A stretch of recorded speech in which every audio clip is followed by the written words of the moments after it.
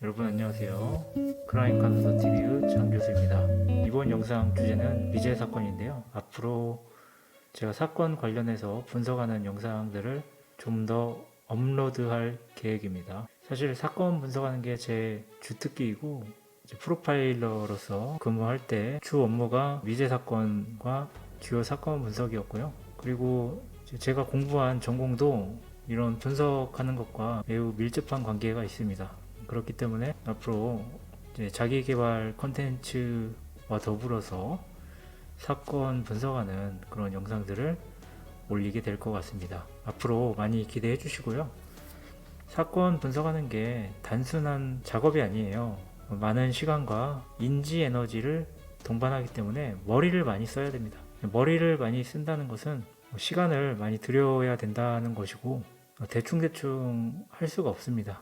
실제적으로 현장에서 분석을 해보신 분들은 알겠지만 사건 분석이 정말 어려워요. 많은 유튜브에서 자칭 프로파일러라는 분들이 나와가지고 사건 분석을 쉽게 하잖아요. 근데 막상 그 현장에서 분석 업무를 하신 분들에게는 분석이라는 게 매우 골치 아픈 것이다. 단순히 술 안주거리로 이야기하는 그 차원을 넘어서 굉장히 고차원적이고 복잡한 이 사고 과정을 동반한다는 것을 너무 잘 알아서요. 쉽게 단순하게 분석을 못하는 업무적인 버릇이라고 해야 될까요? 사건 분석에 있어서 대충 제가 못하겠더라고요. 유튜브에서 나오신 분들 굉장히 쉽게 하잖아요. 근데 현장에서 사건 관련해서 분석을 해보신 분들은 알겠지만 무수히 많은 변인들이 서로 간에 영향을 주고 정말 어렵습니다. 머리도 좋아야 되고 체력도 좋아야 되고 그리고 수사 관련된 경험도 많아야 되고요. 법적인, 수사적인, 법률적 지식도 필요합니다. 영화들을 보면 주인공들이 사건 현장에 나가서 증거들을 보거나 이 사체들의 형태, 물리적인 패턴을 보고 단숨에 이 사건 전말에 대해서 파악해버리는 그런 마법 같은 능력을 보여주지만 현실은 절대 그렇지가 않습니다.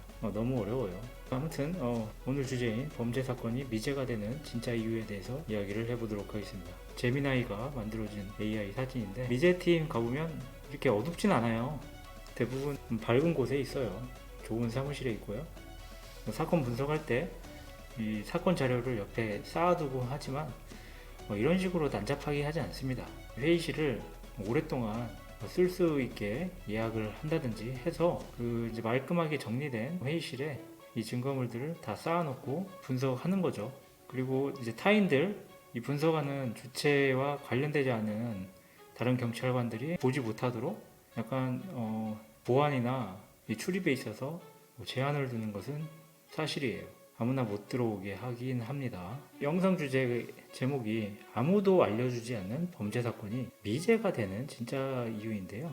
제가 수많은 사건들을 접해봤어요. 미제 사건 같은 경우 제가 소속했던 지방경찰청에 대략 25건 정도 있었던 걸로 기억합니다. 그리고 전국적으로 300여 건이 있어요. 예전에는 미제 사건이 다 공유가 됐었어요. 프로파일러들에게. 그리고 지금은 이제 이 청별로 그 사건 내역을 공유를 안 합니다. 근데 제가 들어갔을 당시 프로파일러 업무를 시작했을 당시에 미제 사건이 굉장히 핫한 테마였어요. 그래서 프로파일러들에게 미제 사건을 다 분석시켜라 오다가 떨어졌던 그런 시기가 잠깐 있었습니다. 그 시기를 벗어나서 이제 청별로 이제 보안을 유지하라는 그런 취지로 공유가 안 되기 시작했죠.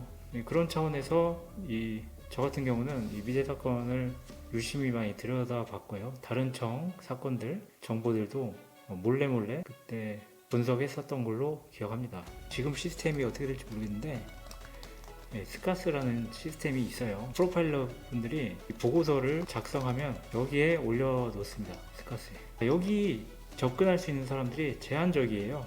청별 프로파일러 분들, 그 다음 범죄 분석 업무를 하는 과학수사 대에서 근무하는 경찰관, 그리고 각 과학수사 관리를 하는 과학수사 계장 혹은 대장, 이런 분들이 접근 권한이 있습니다. 그래서 제한적으로 스카스라는 데이터베이스에 접근이 이제 허락이 된 거죠. 자, 이 데이터베이스가 참 좋은 게 접근 권한이 있는 사람들이 사건 데이터들에 대해서 공유하고 볼 수가 있습니다. 지금도 그런지 모르겠어요. 지금도 뭐 그럴지 모르겠는데, 그래서 이런 이 사건 정보들에 대해서 귀납적인 분석을 할 수 있게 해주는 도구예요. 매우 유용한 시스템입니다. 굉장히 많은 사건들을 제가 접했고 다 말할 수는 없지만요. 저뿐만 아니라 다른 프로파일러 분들도 저와 마찬가지로 많은 미제 사건들을 분석했고 남이 해놓은 거 많이 봤을 겁니다. 참고하고. 그래야 이제 귀납적인 프로파일링이 되니까요. 자, 귀납적 프로파일링이 뭐냐? 자, 유사한 사건들을 관측하는 거죠. 그래서 이 많은 관측 데이터를 통해서 일반화된 지식들, 패턴들, 정보들을 끌어냅니다. 혹은 이제 귀납, 추론 이렇게 이야기하는 건데, 여러 프로파일링 기법들이 있어요. 나중에 제가 더 부연을 하겠지만, 특정한 사건이 있다라고 하면 그 유사한 사건들을 모아가지고 그 사건들이 가지고 있는 공통된 패턴들을 끄집어내는 겁니다. 그래서 그 끄집어낸 그 정보와 사실이 지금 현재 우리가 관심이 있어 하는 사건을 설명해 줄 수가 있는 것이죠. 왜냐하면 이제 우리가 잠정적으로 유사한 사건들에서는 유사한 패턴이 있겠구나 생각을 할 수가 있잖아요. 네, 그렇기 때문에 귀납적인 프로파일링을 가지고 우리가 지금 분석해야 되는 그 사건에 대한 원인을 추정을 할 수가 있는 겁니다. 자, 아무튼 서론이 너무 길었는데 경찰에는 이런 아주 유용한 스카스라는 프로그램이 있다는 거죠. 제가 있었던 그 지방청의 미제 사건들을 아주 자세히 분석할 수가 있었고, 전부 다 본 건 아니지만요. 대부분의 사건들에 대해서는 대략적인 정보들은 다 알고 있었고, 그 중에서 많은 사건들에서 모든 지금까지 경찰이 해놓은 그런 수사 자료들, 그런 증거 서류들 이런 것들에 대해서 볼 기회가 많았어요.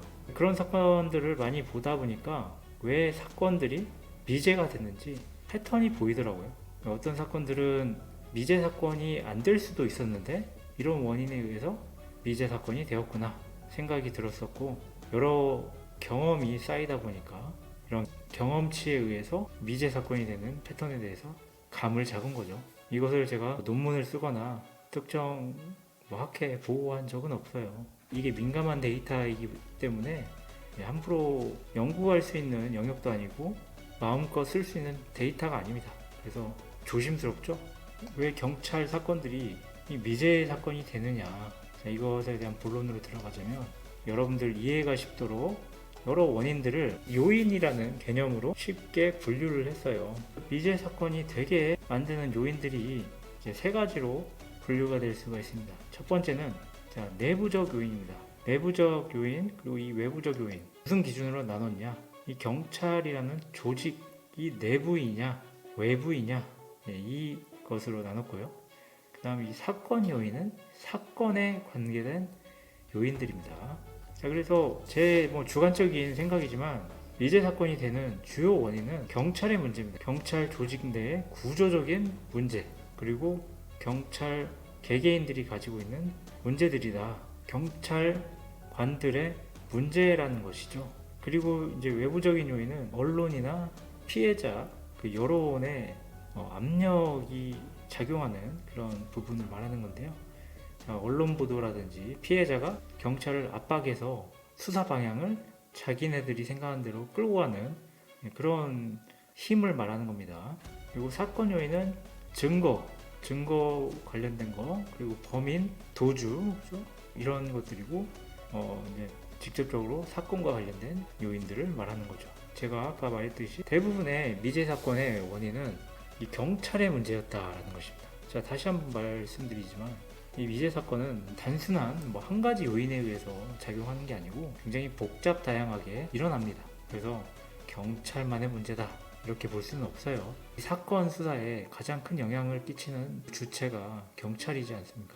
초동 수사부터 범인을 특정할 때까지 많은 권한을 가지고 있는 경찰이 사실상 수사 과정에서 문제를 일으켰기 때문에 미제 사건이 발생하는 것이다 라는 제 주관적 결론이 나온 거죠. 내부적 요인, 이 경찰의 원인이 도대체 뭐냐 이렇게 보면요, 크게 이제 세 가지 요인으로 나눌 수가 있었습니다. 내부적 요인의 첫 번째 이 변이는 지휘 간의 무지와 독단이라는 거고요. 두 번째는 부서 간 경쟁과 정부 단절입니다. 세 번째는 확증 편향이라는 변이인데요. 자, 지휘 간의 무지와 독단, 이것은 무엇을 의미하느냐? 경찰 조직에 계신 분들은 쉽게 이해할 겁니다. 뭐 이 당시에도 마찬가지고 지금도 마찬가지일 겁니다. 지금은 많이 개선됐을지 모르겠지만, 그러니까 미제 사건이 많이 발생할 시기인 2000년대 초반, 이 당시가 살인 사건이나 강력 사건이 굉장히 증가하는 시기였어요. 그러니까 이 당시에 지휘관으로 있었던 분들이 보통 이제 수사 경험이 없거나 수사적인 부서에 대해서 수사에 대한 생리를 잘 몰라서 수사를 지휘하는 지휘관으로서의 능력과 자질이 부족한 분들이 많이 있었다라는 그런 역사적인 배경이 있습니다. 지금도 마찬가지지만 옛날에 수사부서가 진급을 못하는 부서였잖아요. 그래서 다른 경비부서나 경무부서나 정보부서나 이런 수사와 관련 없는 부서에서 오래 계셨던 분들이 진급을 하고 또 진급을 잘 할 수 있는 형사과로 오셔가지고 지휘관 노릇을 합니다. 그래서 이 수사 경력은 없는데 지휘관으로서 결정권이 너무 강했기 때문에 이 수사 방향 결정에 있어서 아주 독단적이고 무지한 행동들을 많이 보였던 것 같다, 이렇게 느꼈습니다. 이런 장면들은 어떻게 보이냐, 수사 서류에도 그런 것들이 담기는데요. 수사 보고서에 수사를 어떻게 했다 이런 식으로 담기지만 지휘관들이 정말 얼마나 무시하고 얼마나 독단적이냐 이런 것들은 담기지가 않아요, 서류에. 근데 이 지휘관들의 이러한 문제를 어떤 식으로 알 수 있느냐, 이전에 담당 수사관들에게 직접 듣게 됩니다. 그러니까 미제팀들이 이전에 담당했던 수사관들을 무슨 일이 발생한 거냐 이런 식으로 많이 물어봐요. 이제 추가 조사를 합니다. 그 수사보고를 새로 달아요. 그래서 이전에 담당자분들을 만나가지고 이 사건 전말에 대해서 이제 듣게 되는데, 이제 뭐 기억력이 그렇게 정확하진 않지만 그 당시에 지휘관이 누구누구가 뭐 이런 식으로 해서 사건이 흘러가게 됐다, 기억을 하고 진술을 합니다. 자, 그래서 이런 진술들을 바탕으로 지휘관의 무지와 독단, 이런 문제들에 대해서 알 수가 있는 거고요. 저는 그런 과정에서 서류로 보거나 그 당시에 수사관을 담당을 했던 수사관들을 직접 만나서 얘기를 듣는 거죠. 심지어 그 당시에 수사했던 분들이 같은 부서에 있기도 합니다. 같은 과학수사대에서 근무했던 분들도 굉장히 많았어요. 왜냐하면 형사과에서 대부분 같이 근무하기 때문에 그런 분들이 나이 먹고 과학수사대로 넘어오거나 아니면 그 당시에 현장 감식 요원으로 근무를 했기 때문에 주워 들을 수가 있어요. 그 당시 과장이 누구였는데 수사 뭣도 모르는, 아무것도 모르는 놈이 와가지고 이렇게 다 휘저어놨다. 그래서 우리는 이렇게 하라는 대로 할 수밖에 없었다. 이런 진술을 하는 거죠. 자, 그리고 두 번째는요, 부서 간 경쟁과 정부 단절입니다. 이게 미제 사건을 만드는 아주 강력한 요인들 중에 하나입니다. 자, 예전에는 살인사건 나면 실적 채우려고요, 형사팀 간에 그런 경쟁이 심했어요. 그래서 형사들이 특정한 이 단서를 얻으면 공유를 안 합니다. 심지어 같은 경찰서 계장이나 과장하고도 공유를 안 해요. 팀원들끼리만 몰래 알고 공유를 안 해버립니다. 이제 이런 상황들이 옛날에는 정말 빈번하게 일어났다고 하더라고요. 근데 문제는 뭐냐, 언론에 대서특필된 살인사건들이 있으면 한 그 담당 관할 경찰서뿐만 아니라 그 관할 근처에 있는 경찰서 형사팀들이 다 덤벼요. 특진하려고. 정보원들을 대상으로 정보를 수집하거나 아니면 그 형사팀들이 직접 돌아다니면서 수사를 해요. 몰래. 그러다가 정말 공유돼야 하는 그러한 실마리, 단서들이 공유가 되지 않고 그런 중요한 단서들이 같이 공유됐더라면 사건의 파편들이 모아서 큰 덩어리가 될 텐데, 이게 파편들이 따로따로 놓으니까 의미가 없어지는, 그리고 허공에 붕 떠버리는 그런 사태들이 많았어요. 그리고 이제 중복 수사를 하게 돼서 피해자나 그리고 피의자들, 그러니까 용의자들이죠. 그러니까 용의자들도 형사들이 돌아다닌다, 여러 팀들이 막 왔다 갔다 하면서 쑤셔대니까 용의자들이 다 알게 됩니다.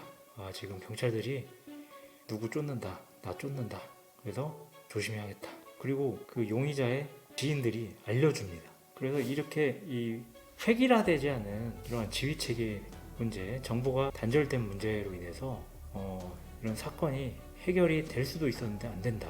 그리고 이것이 굉장히 강한 원인 중에 하나였습니다. 왜냐면 그 당시 수사했던 분들을 제가 많이 만나봤기 때문에 그래요.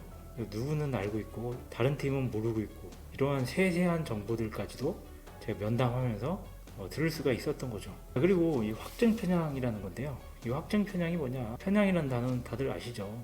자기가 생각한 대로 단순하게 쉽게 설명드린 거예요. 용의자 A가 진범이다 이렇게 생각하면 거기에 꽂혀가지고 그것을 입증하려고 용의자 A를 지목하는 그런 증거들만 쫓아가는 거예요. 그래서 자기의 가설을 부정하거나 지지하지 않는 것들은 수집하지 않고 무시하는 겁니다. 자, 이런 사태가 왜 발생하느냐? 이 남자의 자존심 때문에, 형사들의 자존심. 형사 A가 이거 내가 생각했을 때 진범은 홍길동이야, 아니면 김계동이야 이렇게 생각을 하잖아요. 이렇게 가설을 세우면 다 팀원들한테 공유가 됩니다. 그렇죠? 그러면 자기가 세운 가설이 틀려버리면 쪽이 팔려요. 자기의 명예에 심각한 훼손이 오기 때문에 처음에 세운 가설 그대로 수사를 진행합니다. 그래서 이게 나중에는 시간이 지나면서 진범을 검거하는 게 문제가 아니에요. 진범을 검거하는 게 문제가 아니라 자기 명예에 실추되지 않는 게 더 중요해져 버려요. 그런 과정에서 진짜 진범을 찾아도 얘가 진범이면 내가 틀린 놈이 돼. 그러니까 증거를 무시해 버리는 거예요. 증거를. 그리고 내가 생각했던 놈이 진짜 진범이 아니라는 그런 생각이 들면 어떻게 될까요? 수사 방향을 진범을 향하는 쪽이 아니라 내가 가는 쪽으로 가는 거야. 이게 그래서 나중에는 내 자존심, 내 명예를 지켜주는 수사 행동이 나에게 더 이득인 거예요. 왜냐? 내 자존심을 보호해줬기 때문에. 그래서 이런 사태가 굉장히 빈번하게 발생한다. 이거는 현장에 있지 않으면 몰라요. 그리고 미제팀들도 잘 몰라. 촉이 좋은 분들은 이런 것들을 잘 알 거예요. 근데 현장에서 저처럼 사건 분석도 많이 해보고 실제 담당했던 그 수사관들을 만나보면요, 그 현장에서 돌아가는 그 현장에 있지 않으면 모르는 것들이에요. 이런 것들이 초동수사 때 범죄 가설을 제대로 잘 세우고 팀장이 팀을 잘 이끌어가는 게 정말 중요하다는 것을 깨닫게 됩니다. 근데 이런 수사관들이 확정 편향이 안 생기게 중립적으로 항상 생각할 수 있게 판단할 수 있게 하는 그런 시스템이 있어야 된다라는 것이 핵심입니다. 그래서 이렇게 지휘관의 무지와 독단, 부서 간의 경쟁과 정보 단절, 확정 편향 이렇게 얘기해봤는데요. 이것들은 내부적 요인이죠. 경찰 조직 내부의 문제입니다. 이런 얘기는 다른 유튜브에서 얘기를 안 했을 거예요. 현장에서 안 굴러봤기 때문에 몰라요. 그렇죠? 외부적 요인이 있습니다. 그리고 이제 이 사건들을 보면요, 외부적인 요인들에 의해서 사건 수사 방향이 틀어져 버린 그런 사건들이 있어요. 첫 번째로 언론과 여론의 압박이 있는데요. 초반에 언론이 이 사건을 대서특필하거나 사건에 대해서 굉장히 관심을 많이 쏟으면 수사를 담당하는 수사팀장이나 강력계장, 형사과장, 그리고 서장이 쫄아버려요. 쫄아가지고 베테랑 수사들을 마음껏 수사를 못하게 하고 자기 신변을 보호하기 위해서, 자기의 자리를 보존하기 위해서 미디어가 가는 대로 갑니다. 미디어한테 잘 보이는 방향으로 수사를 방어적으로 해요. 그래서 언론이 가는 쪽으로, 예를 들어서 언론은 진범은 면식범이다 이렇게 끌고 가버려요. 그러면 수사팀에서 경찰서에서 쫄아가지고 글로 가버립니다. 이 수사 인력을 글로 투입해버려요. 그래서 지휘관들 중에 쫄보 지휘관이 있으면 저렇게 됩니다. 자기 자리를 보존하려고. 그래서 이 내부에 수사를 일일이 하고 있는 수사 팀원들이죠. 형사들은 불만을 가져요. 이렇게 하면 되는데 자꾸 지휘관들이 이렇게 하라는 거야. 그리고 알아. 언론이 이렇게 보도 타니까 자기를 보호하기 위해서 이렇게 하는구나 하면 사기가 꺾여요. 형사들이 대충 하는 거야. 현장 나가고 참고인들 찾으러 다녀도 대충대충 하는 거야. 의혹이 꺾여버린 거예요. 그래서 수사가 미진해지고 흐지부지 하다가 이제 언론이 잠잠해지면 이제 미제 편철을 해버리는 거예요. 미제 사건으로 쳐박아버리는 거예요. 그리고 예전에는 미제 사건이 되면 이제 검찰로 송치를 했잖아요. 그래서 그냥 검찰로 던져버리는 거예요. 서류를. 문제가 있었다. 그리고 피해자와 가족의 아빠 이게 있는데요. 이것도 마찬가지입니다. 우리나라는 그 피해자들이 너무나 입김이 세요. 피해자들이 보통 이제 언론과 함께 언플을 합니다. 언론 플레이를 해서 뭐가 문제다 아니면 경찰이 잘못했다. 그러니까 책임을 전가하는 식으로 경찰의 기를 죽여요.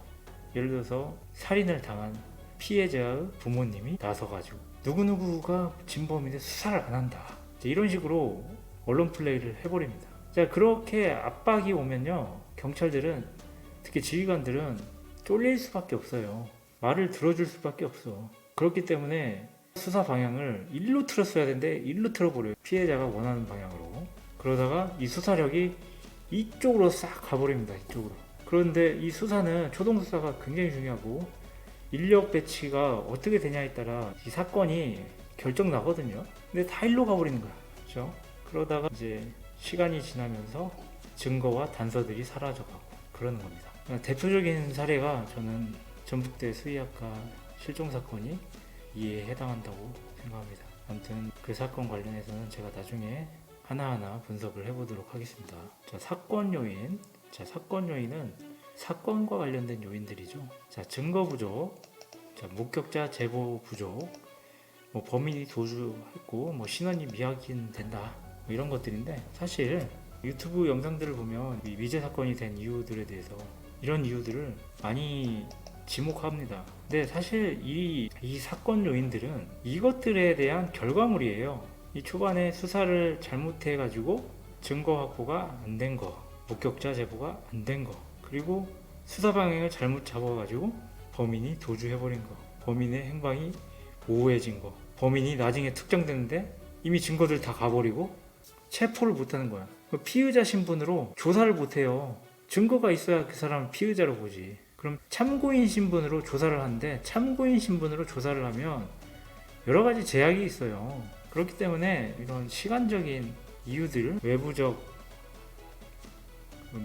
요인들, 잘못된 원인들에 의해서 이 증거가 부족해지고 나중에 해결될 수 있는 사건들조차 실마리들이 다 사라지게 되는 그런 사태가 벌어지는 거죠. 그래서 제가 오늘 길게 이야기를 해봤는데 제가 느꼈던 그런 경험에 의해서 이렇게 이야기를 했습니다. 한두 건 분석한 게 아니라 사건을 많이 했고 더 이야기를 하겠지만, 이 현장에서 사건을 해보고 미제 사건을 다뤄보지 않는 사람이, 그리고 분석하지 않은 사람은 모르는 그런 이유들에 대해서 제가 간략하게 이야기를 해봤습니다. 그러니까 다른 유튜버 분들은 실제적으로 분석하거나 분석한 결과들에 대해서 이야기를 많이 했는데, 이번 영상에서 범죄 사건이 왜 미제가 되나 이것에 대한 진짜 이유를 여러분들에게 말해봤고, 혹시나 관심 있는 분들에게 도움이 되었으면 하는 바람입니다.